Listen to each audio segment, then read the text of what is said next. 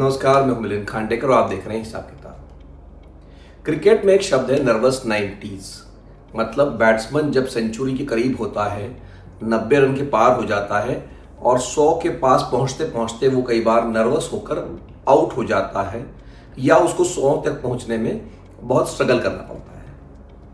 लेकिन अब nervous 90s की चर्चा हो रही है रुपये को लेकर, क्योंकि पिछले हफ्ते डॉलर के मुकाबले रुपया 97 रुपये तक पहुंच गया था। और फिर यहां तो रिवर्स नर्वस 90s की बात हो रही है, क्योंकि रिजर्व बैंक नहीं चाहता है कि रुपया 100 पर जाए, तो पूरी कोशिश हो रही है उसको बचाने के लिए।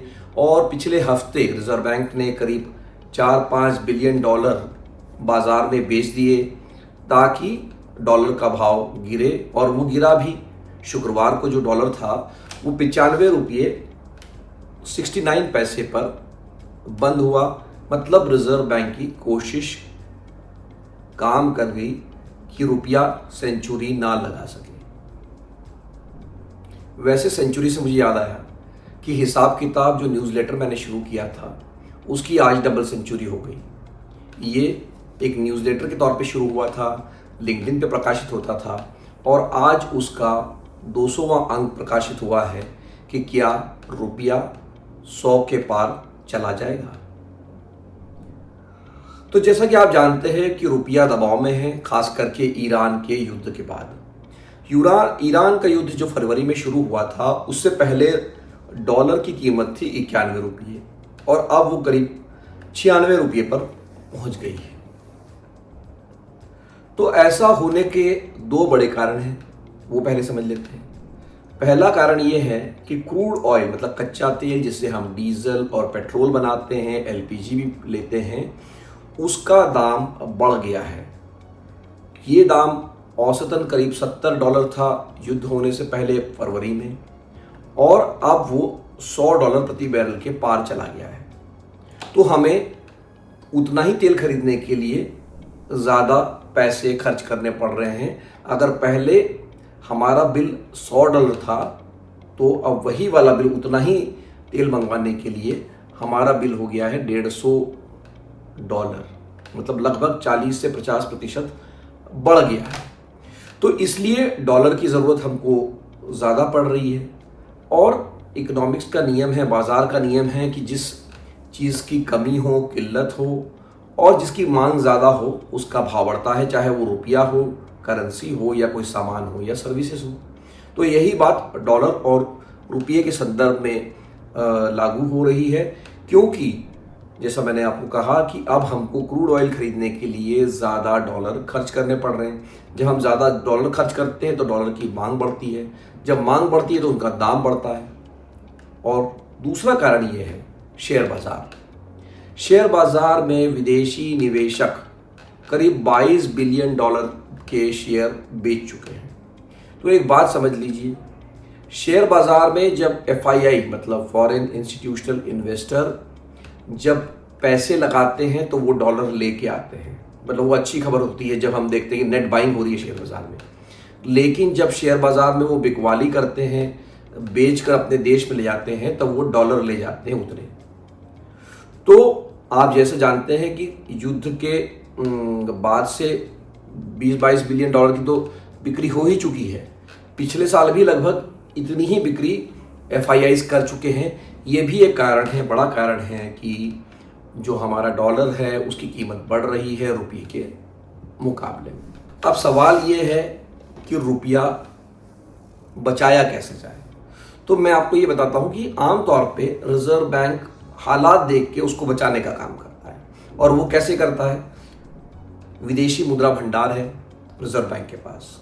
युद्ध शुरू होने से पहले वो करीब $730 बिलियन था, और अभी जो ताज़ा आंकड़े आए हैं 15 मई के, उसके मुताबिक 688 यानी $688 बिलियन का रिजर्व है। मतलब रिजर्व कितना कम हो चुका है? लगभग $42 बिलियन हमारा रिजर्व फरवरी के बाद से, मतलब मार्च, अप्रैल और मई, मतलब के 2.5-3 महीने में हम $42 बिलियन का रिजर्व कम कर चुके हैं। तो उसका एक बड़ा कारण ये भी है कि जब रिजर्व बैंक डॉलर बेचता है अपने भंडार से, तो डॉलर कम होते हैं। हम रुपये को बचाने के लिए चूंकि डॉलर बेच रहे हैं तो भंडार भी कम हो रहा है। और भंडार ज़रूरी क्यों है? क्योंकि आप मान लीजिए अभी तो हम एक्सपोर्ट करके डॉलर कमा लेते हैं, मतलब सामान बेच के, सर्विसेज बेच के, लेकिन कल्पना कीजिए कि अगर एक भी डॉलर देश में आना बंद हो गया तो ये करीब जो 700 बिलियन डॉलर हमारे भंडार में पड़े हुए हैं, ये हमारी ज़रूरत की चीज़ें करीब 9-10 महीने के लिए खरीद सकते हैं। मतलब हमको अगर ऑयल खरीदना है, जो भी सामान हमको विदेश से मंगवाना है, हमारे पास ये भंडार है जो कि काम आ जाएगा। मतलब रुपये को बचाने के लिए हम ये भंडार खाली कर रहे हैं। और इसीलिए जो वित्त आयोग है, फाइनेंस कमीशन है, उसके जो अध्यक्ष है अरविंद पनगड़िया, जो कि सरकार के काफ़ी करीबी माने जा चुके हैं, पहले नीति आयोग में भी रह चुके हैं, उन्होंने रिजर्व बैंक को ये सलाह दी कि आप 100 रुपये का $1, ये साइकोलॉजिकल बैरियर अपने दिमाग से हटा दीजिए कि डॉलर जो है 100 रुपये का हो जाएगा। ये दिमाग से निकाल दीजिए, इस दबाव से मुक्त हो जाइए, क्योंकि आप कितनी भी कोशिश कर लेंगे आप रुपये को गिरने से बचा नहीं पाएंगे। लेकिन ऐसा लगता है कि जो पनगड़िया साहब ने सलाह दी है, रिजर्व बैंक उसको सुन नहीं रहा है और वो पूरी कोशिश कर रहा है, और वो सही भी मैं मानता हूँ कि रुपया और ना गिरे, 100 तक ना जाए। इसका कारण आर्थिक तो है ही है, क्योंकि रुपया जितना गिरेगा उतनी महंगाई बढ़ती है, लेकिन राजनीतिक कारण भी है। आपको याद होगा कि जब 2014 से पहले यूपीए की सरकार थी तो बीजेपी के नेता बहुत मजाक उड़ाया करते थे कि भाई रुपया गिर गया, रुपया गिर गया, रुपये को उम्र लग गई। तो अब उम्र तो 100 के पार जा रही है, 100 के करीब जा रही है। तो ये एक राजनीतिक कारण भी कहीं ना कहीं है कि रुपये को थामने की कोशिश हो रही है। लेकिन सवाल ये है, पनगड़िया साहब ने जैसे कहा कि ये थामने से नहीं थमेगा। अगर युद्ध खत्म हो जाएगा, अगर ऑयल के प्राइसेस कम हो जाएंगे, अगर FIIs भारत में निवेश करने लगेंगे, जो कि कभी ना कभी तो होगा, आज होगा, कल होगा, परसों होगा, 10 महीने बाद होगा, 1 साल बाद होगा, तो उनका कहना है कि जब ये सारी चीज़ें होने लग जाएंगी तो रुपया फिर मजबूत हो जाएगा, क्योंकि डॉलर का सप्लाई बढ़ जाएगा। लेकिन जैसे मैंने कहा, रिजर्व बैंक अभी उसको सुनने के मूड में नहीं है।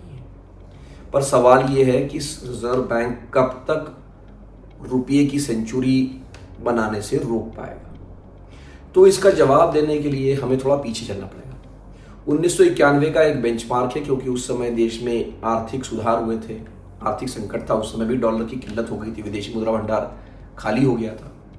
तो उस समय $1 की कीमत थी 17 रुपया, और आज जैसा मैंने कहा लगभग 96 रुपये।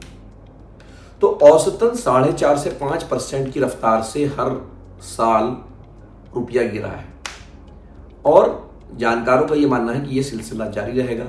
मतलब रिजर्व बैंक कितनी भी कोशिश कर ले, 2027 या 2028 में रुपया 100 का डॉलर हो सकता है।